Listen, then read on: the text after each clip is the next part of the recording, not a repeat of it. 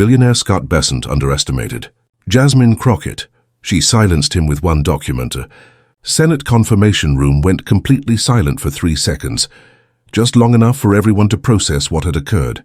Scott Bessant, the billionaire hedge fund manager nominated for Treasury Secretary, sat motionless in his chair, his mouth slightly open, unable to form a response. Across from him, Congresswoman Jasmine Crockett of Texas leaned back, a faint smile at the corners of her mouth. A document still in hand, the same one that had just shaken his composure. Moments earlier she had said, "Mr. Bessant, would you care to explain to the American people why your hedge fund earned $200 million betting against the US dollar while you were advising on national economic policy?" The cameras caught every second of it. Every major network would replay the exchange for weeks. A man known for always having an answer had been rendered silent by a first-term lawmaker from Dallas. Before we get into how this confrontation unfolded, remember to like, subscribe, and turn on notifications so you don't miss the key political moments shaping the nation's future. Your support helps us continue delivering the unfiltered truth, often missing from mainstream coverage. None of this was supposed to happen. Scott Bessant entered that hearing with the calm confidence of a Wall Street veteran. He had prepared for every possible question, rehearsed every answer, and had the backing of influential senators on both sides of the aisle. What he hadn't anticipated was Jasmine Crockett. At 43, the Texas Congresswoman brought something unexpected, evidence that exposed the hidden corners of Bessant's financial dealings. What followed would become one of the most consequential congressional showdowns in recent memory. To understand the significance of that moment, you have to know who these two people were. Scott Bessant wasn't just another finance executive.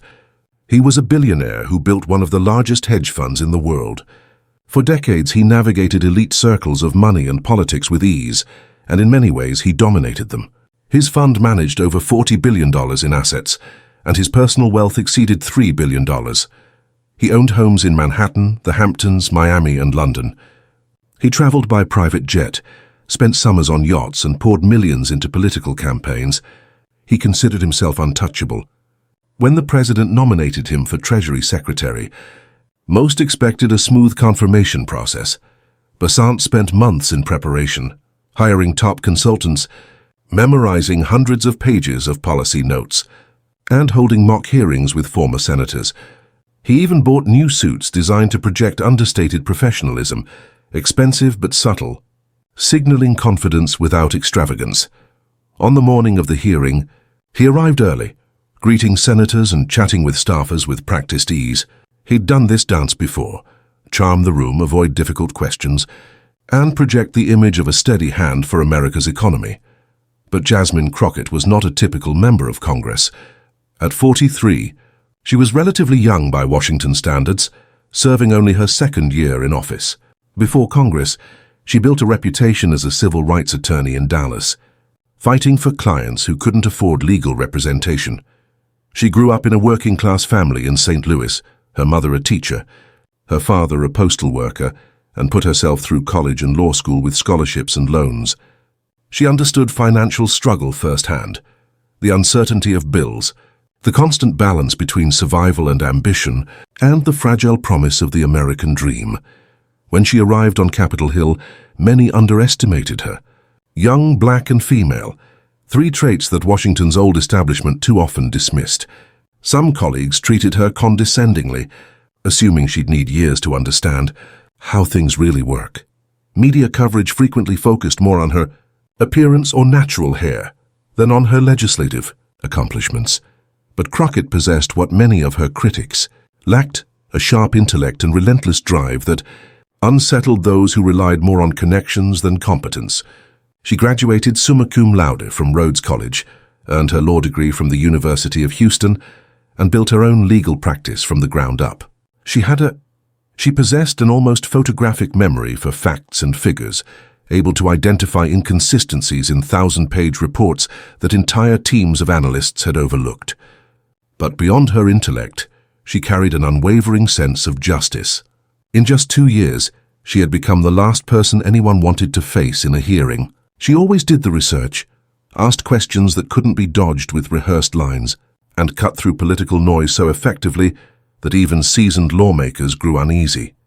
Still, she had never encountered anyone quite like Scott Bessant. The stakes were immense. As Treasury Secretary, he would direct national economic policy, managing debt, guiding the economy through crises, and overseeing financial markets. Few roles carried greater influence over daily American life. One wrong decision could send the economy spiraling, destroy millions of jobs, and erase retirement savings. For Bessant, this nomination represented the pinnacle of his ambition, not just wealth, but legacy. It was the reward for years of calculated sacrifices and ruthless decisions. For Congresswoman Jasmine Crockett, however, the hearing was about something entirely different: accountability. She wanted to ensure that the person entrusted with America's economic future genuinely cared about ordinary citizens, not just the powerful elite. She aimed to expose the entrenched pipeline between Wall Street and Washington that enriched a few while leaving millions behind. For her, it wasn't politics. It was justice. The hearing began at 9 a.m. on a crisp November Tuesday. C-SPAN carried it live, and every major network covered it. Millions tuned in to understand what this nomination could mean for their lives. As the clock neared the hour, the room filled quickly. Spectators crowded the benches. Reporters readied their phones and laptops to capture every word. Rows of Bessant's supporters, Wall Street colleagues, political allies and professional handlers sat in tailored suits, their expressions confident. They expected an easy confirmation, not confrontation. But in the back sat a small, quiet group, Crockett's hidden advantage. Researchers and whistleblowers who had spent months uncovering Bessant's past. They found what others couldn't, or weren't meant to, and handed it all to Crockett. The first rounds were routine. Senators discussed inflation, trade, and interest rates, questions that sounded weighty but revealed little. Bessant handled them effortlessly. He had rehearsed his answers to perfection, steering each exchange toward safe ground. Republicans praised his financial expertise. Democrats raised token concerns but signaled general support. Everything unfolded as planned. Bessant began to relax. His supporters exchanged confident glances. Reporters drafted headlines forecasting a smooth confirmation. Then it was Jasmine Crockett's turn. She skipped the formalities. No congratulations, no polite acknowledgements. Meeting his eyes directly, she began. Mr. Bessant, you've built an extremely successful career on Wall Street, earning billions for yourself and your investors. I'd like to discuss how you made that money and what it reveals about how you might lead the Treasury Department. He shifted slightly, realizing this was not the typical opening. Let's start with 2008, she continued. The financial crisis. Millions of Americans lost their homes, their jobs, their savings. Families were devastated. Yet that same year, your firm performed exceptionally well, didn't it? He cleared his throat. Congresswoman, I managed investments consistent with my fiduciary duty to clients. That's not what I asked, she interrupted. I asked if you did well.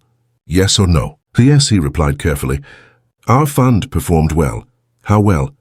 He hesitated. I don't have the precise numbers. She lifted a document.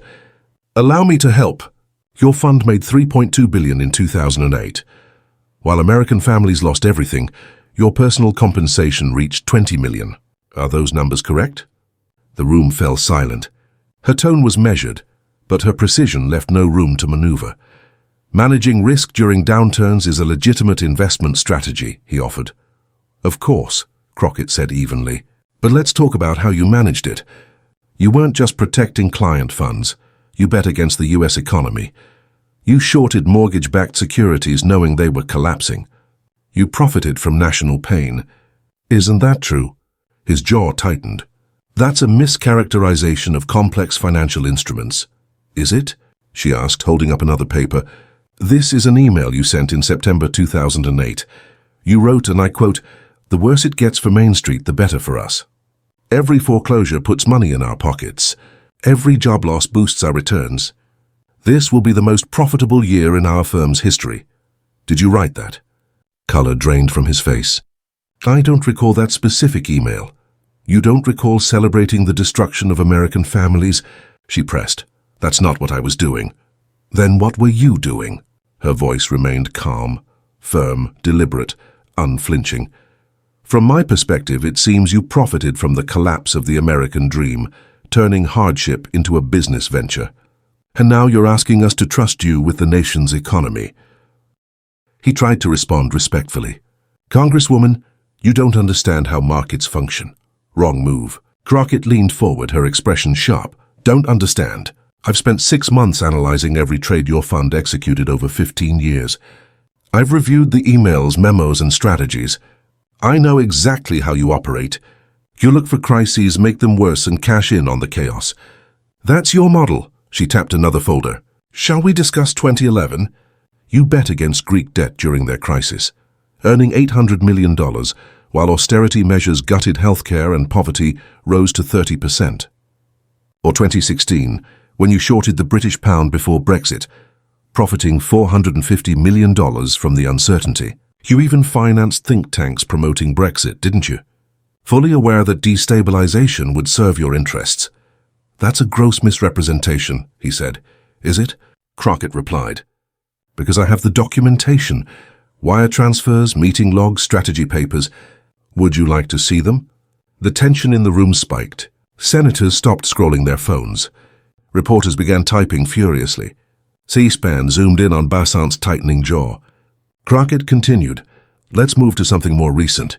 She opened a fresh file. Last year, your fund shorted regional banks 3 months before several collapsed. Quite a coincidence. Market analysis suggested overexposure to commercial real estate. He replied, strained. Market analysis. Or insider information, she countered, skeptical. Because I have records showing you met with banking regulators weeks before those trades off the official calendar, in violation of securities law. Would you like to explain those meetings? One of his lawyers stood. These claims are outrageous and defamatory. Sit down, Crockett ordered. I'm addressing your client, the man asking to run the U.S. economy, the one who's profited from every crisis for 2 decades, and who believes the rules don't apply to him. Turning back to Bessant, she asked, did you or did you not use information from those meetings to make those trades? The once confident Wall Street titan now looked like a man watching his image crumble on live television. I'd need to review which meetings you're referring to. You don't recall meeting with regulators about bank stability and then immediately betting against those same banks. She pressed. It's more complex than that. It's always complex for people like you, Crockett replied. Everything requires nuance. Everything has an explanation ordinary Americans wouldn't grasp. You know what's not complex? Greed, exploitation, using wealth and access to manipulate a system everyone else plays fair in. She stood holding a thick folder. Mr. Chairman, I request these documents be entered into the record. They outline a pattern of possible insider trading, market manipulation, and securities fraud throughout Mr. Bessant's career. I believe the SEC and DOJ will take great interest. The room erupted. Supporters shouted objections, senators called for order, journalists leaned forward for a better view. Through the uproar, Crockett remained steady, eyes fixed on Bessant. Congresswoman Crockett, these are serious allegations, the chair said, gavel raised. Do you have evidence? 2,000 pages, she replied. Emails, trading records, bank statements, and witness testimony. Mr. Bessant built his wealth on others' suffering, violating laws the rest of us must follow. He is wholly unfit to serve as Treasury Secretary. Bessant finally spoke. This is a witch hunt. These documents are fabricated. I demand to see this supposed evidence. Crockett's smile was thin. You'll see it all. But first, let's discuss your most recent trades last month, while you were under vetting for this role. You shorted U.S. Treasury bonds, betting against the very government you claim you want to serve. Why would someone seeking to lead the Treasury wager on America's failure? The room fell silent. Even his lawyers stopped whispering. For the first time in his life, Scott Bessant had no answer. Not from regulators, not from prosecutors, and not from rivals, but from a first-term Texas congresswoman who followed the money and uncovered the truth. The silence stretched for 10 long seconds. Cameras captured every moment of his stunned expression, the exact instant a Wall Street power player realized he'd been exposed.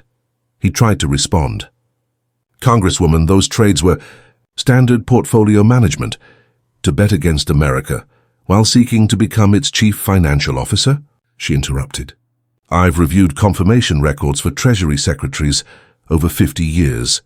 Not one ever shorted U.S. government bonds during confirmation. You're the first. She unveiled a large chart on an easel. Cameras zoomed in. Let's make this simple, Crockett said, pointing. On October 15th, the day after your nomination, you ordered a $500 million short against 10-year treasuries. On October 22nd, after senators voiced concern, you raised it to $750 million. And on November 1st, 5 days ago, you increased it again to $1.2 billion. She faced him directly. You're literally betting your nomination will hurt confidence in U.S. debt. You're profiting from chaos you helped create, while claiming to serve the American people. His lead attorney stood again. Mr. Chairman, we object. These are privileged trading strategies. Privileged? Crockett gave a dry laugh. Mr. Bessant waived that privilege by submitting financial disclosures. Everything here comes from documents he was legally required to file. He just didn't expect anyone to read them. She lifted another paper. Are you familiar with a company called Shadowbrook Holdings? His already pale face went white. I may have heard the name. You may have heard the name, she repeated. Shadowbrook Holdings is a Cayman shell company. No employees, no address, no real business. Yet it owns 23% of your fund. Who owns Shadowbrook? That information is confidential. Not anymore, Crockett replied, holding up another document.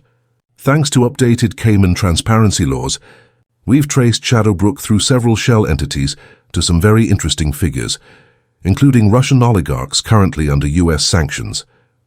The hearing exploded. This was no longer just about financial misconduct. It had become a national security issue. Bessant jumped to his feet, face flushed. That's a lie. I have no connection to Russian money. Then you won't mind explaining these wire transfers, Crockett said, unveiling another packet. $217 million transferred from Shadowbrook into your fund, days before some of your most profitable trades. Those funds originated from accounts tied to individuals on Treasury's own sanctions list, the same Treasury Department you want to lead. The chair struck the gavel, but chaos reigned. Senators shouted. Journalists rushed for clearer shots. His legal team whispered frantically. Crockett wasn't finished. She had saved the final blow, Mr. Bessant, she said, her voice cutting cleanly through the uproar. I'll give you one last chance to be honest. Not to me. Not to this committee, but to the American people watching.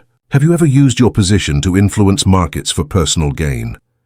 He froze, visibly cornered. I have always acted within the law, he replied. That wasn't my question, she said. Have you manipulated markets? Market manipulation is not legitimate. Did you manipulate markets? Each question struck like a hammer. He looked around, hoping for rescue. None came. His allies leaned away, colleagues avoided his eyes, and his lawyers appeared uneasy. Finally, in a low voice, he muttered, I've used every legal means available to maximize returns. Every legal means, Crockett repeated, raising one last document for the cameras. This is a transcript from your September 3rd meeting with hedge fund managers. In that meeting, you discussed coordinated trades to move municipal bond prices. You said, quote, if we all act together, we can push prices down 20%, buy in, and then let them rise. The SEC will never catch us if we're careful. She looked up. That's not using legal tools, Mr. Bessant. That's a conspiracy to commit securities fraud, a federal offense punishable by up to 20 years. He slumped back, his defiance gone, replaced by pale defeat.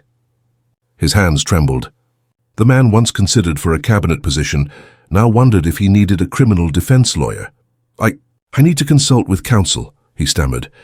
Excellent idea, Crockett replied evenly. You'll be doing a lot of that in the months ahead. Everything presented today has already been sent to the Securities and Exchange Commission, the Department of Justice, and the Senate Ethics Committee. Turning to the dais, she continued, Mr. Chairman, colleagues, we cannot allow this man near the Treasury. He's not only unfit for the role, he's a threat to our economic stability. He's exploited our markets, violated our laws, and profited from hardship, undermining the fairness our system depends on. Then she faced the cameras. This is corruption in plain sight. This is what happens when wealth shields people from accountability. Mr. Bessant thought his billions made him untouchable. But in America, No one is above the law, no one is too big to fail, and no one gets to profit off the American people while pretending to serve them. The room fell silent again, not from tension but from awe. Crockett gathered her papers and glanced once more at Bessant. "You asked earlier if I understand how markets work," she said. "I do, but more importantly, I understand how justice works. And justice says that someone who spent a career rigging the system doesn't get to run it." She took her seat. The chairman, still stunned, turned to Bessant. "Do you have a response?" He didn't. The man who always talked his way out of trouble had nothing left to say. The gavel came down. "Given the seriousness of these revelations, this hearing is recessed. Mr. Bessant, I strongly advise you to obtain criminal counsel. This committee will launch a full investigation." Chaos followed. Reporters swarmed Crockett, shouting questions. His lawyers hurried him out. Senators whispered in clusters. Through it all, Crockett remained composed, calm at the center of the storm she had created. A reporter managed to get close. "Congresswoman, how did you obtain this evidence?" Crockett smiled slightly. "When you fight for justice, people who believe in justice step forward. There are honest people everywhere, even on Wall Street, who are tired of watching corruption go unchecked. They came forward because they trusted I'd act." "What happens to him now?" another asked. "That's for the justice system to decide," she replied. But his days of exploiting the American economy for personal gain are over. As security cleared a path, she paused by his empty chair, the nameplate still in place. "That's the thing about bullies and frauds," she said quietly but clearly enough for all to hear. "When you confront them with the truth, they run." Within minutes, clips spread everywhere. "Crockett destroys Bessant" trended across platforms. The 10-second silence, his wordless collapse, hit 50 million views in an hour. Networks scrambled. CNN's banner read, "Treasury nominee accused of massive fraud." Fox ran, "Nomination implodes after tough questioning." MSNBC headlined, "Crockett exposes Wall Street corruption." Markets reacted instantly. Investors rushed to withdraw funds from Bessant's firm. Over $5 billion in redemption requests within hours. Its publicly traded assets plunged 43%. Funds named in Crockett's documents faced immediate sell-offs. By 3 p.m., the White House released a statement. The president had withdrawn Bessant's nomination. The administration takes these allegations seriously and expects full investigations by relevant authorities. Political allies vanished. Senators who had praised him that morning now claimed they'd always had concerns.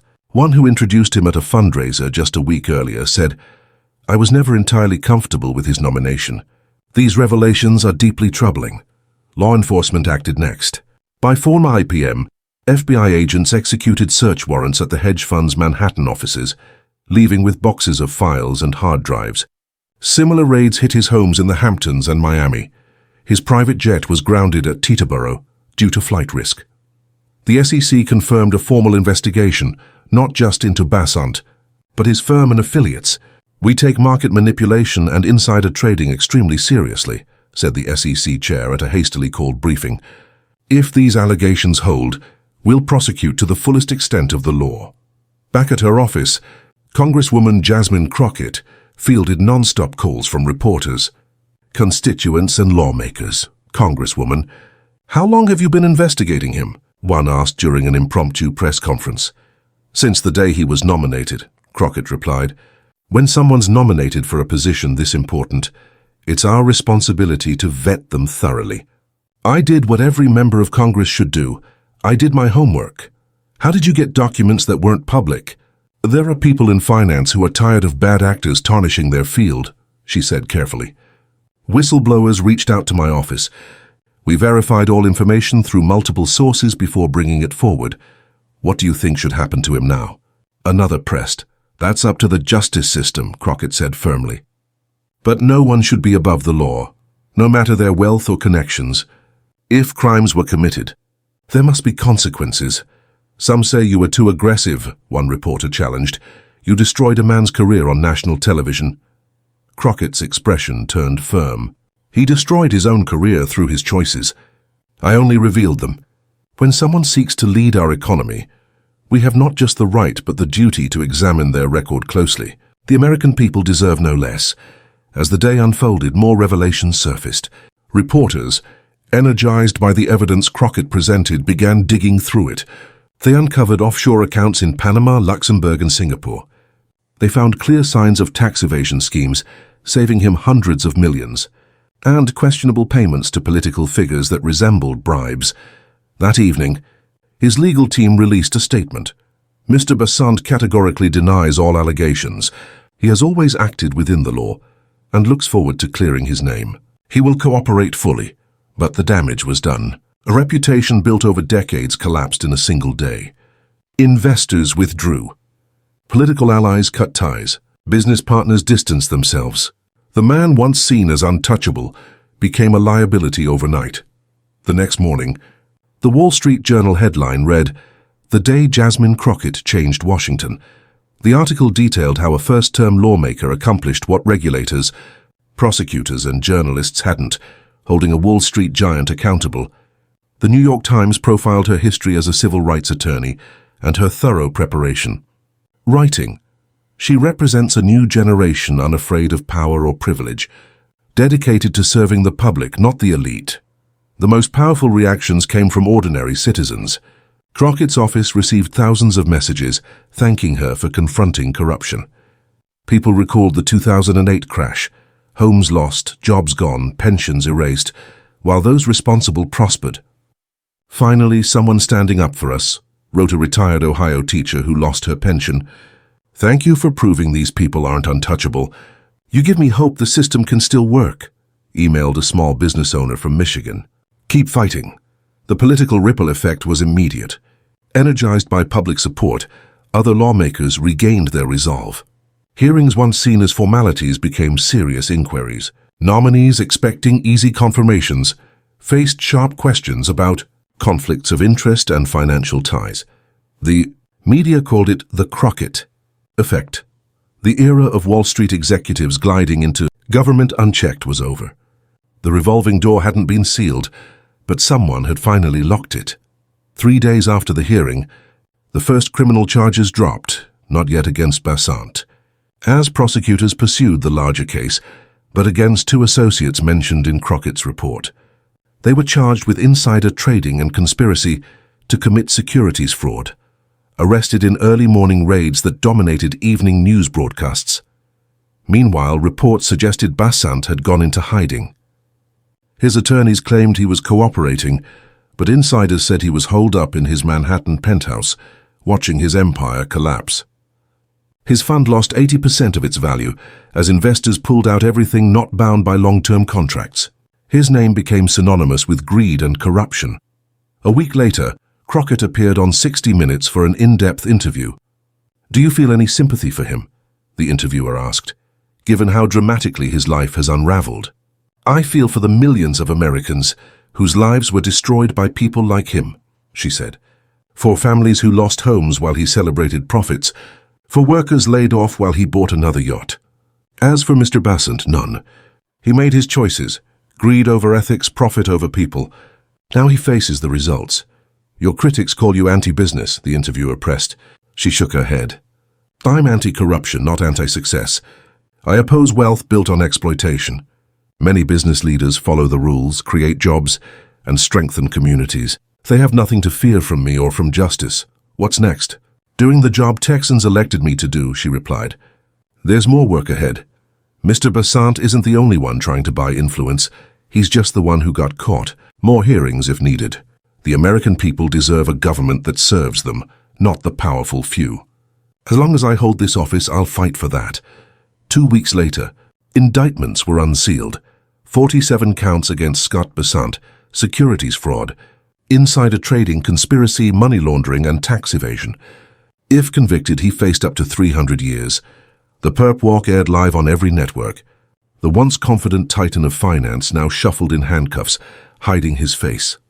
He posted $50 million bail. Confined to his Manhattan apartment with an ankle monitor. Passport surrendered. Trial was set for the following year. Legal analysts said the materials Crockett unearthed, combined with what the FBI seized, made conviction likely. The open question, would he flip and implicate others for a reduced sentence in the months that followed Jasmine Crockett's profile, rose. She spoke at universities' economic forums and rallies. Her message stayed consistent: accountability, justice, and the obligation of ordinary citizens to confront corruption. She used the platform to push reforms: tighter financial regulation, closing tax loopholes, and more transparency in nominations. Entrenched interests fought back, but the public overwhelmingly supported the agenda. Change doesn't happen overnight, she told a town hall. It happens when we refuse to accept corruption as normal. When we remember this is our government, our economy, our country.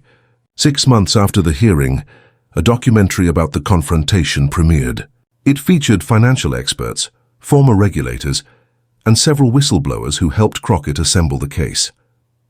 The film made 2 points: with Bessant's behavior wasn't a random aberration, but part of a system allowing the wealthy to operate under different rules.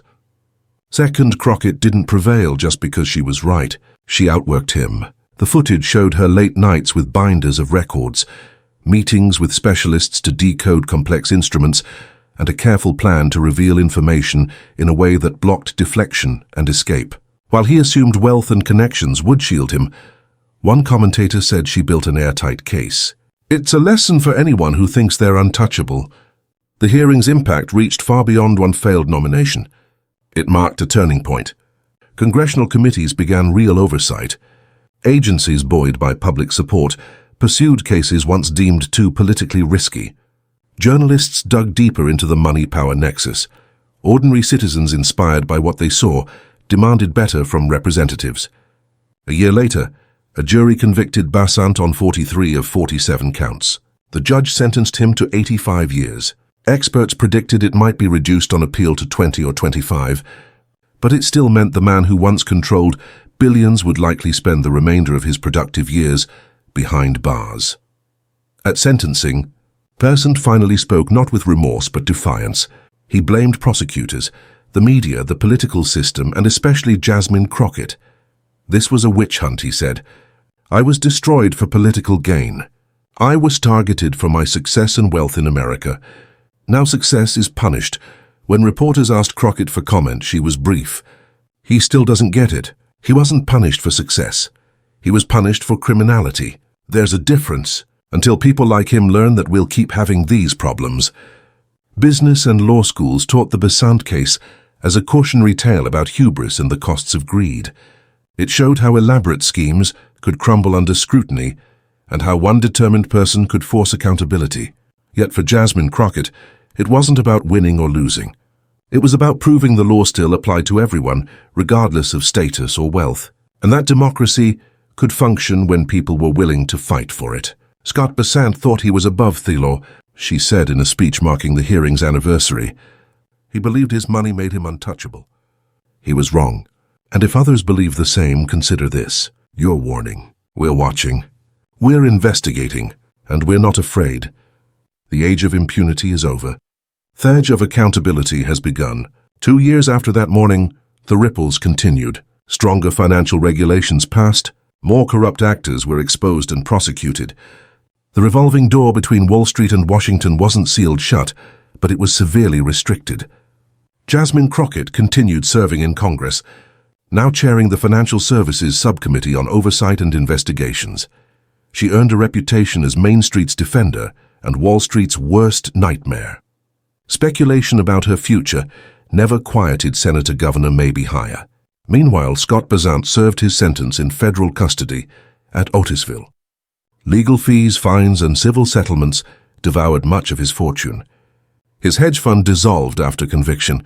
A name once synonymous with financial brilliance became shorthand for the dangers of greed and the inevitability of justice. The deeper legacy belonged to the American people. They saw a government that could still work for them, representatives who could still stand up to power, and a justice system that could still prevail. Political scientists would dissect strategy. Lawyers would parse the legal implications. Economists would study the reforms that followed. But for most Americans, it would be remembered more simply: the day David beat Goliath, the day truth beat spin, the day justice won. And if this story moved you, if you believe accountability matters, take a second to like this video and subscribe to the channel. Hit the bell. so you never miss our coverage of the political battles that shape this country. Share this with friends and family. Remind them there are still people in Washington willing to fight for justice. Democracy only works when we are informed and engaged. Keep watching, keep learning, and keep demanding better from those in power. As Jasmine Crockett showed, when we stand up to corruption, when we refuse to accept the unacceptable, when we demand justice, we can win. Thank you for watching. We'll see you in the next video where we continue bringing you the stories that matter, the truths power doesn't want you to know, and the hope that change is possible. Like and subscribe now because the fight for justice never ends, and neither does our commitment to bringing you the truth.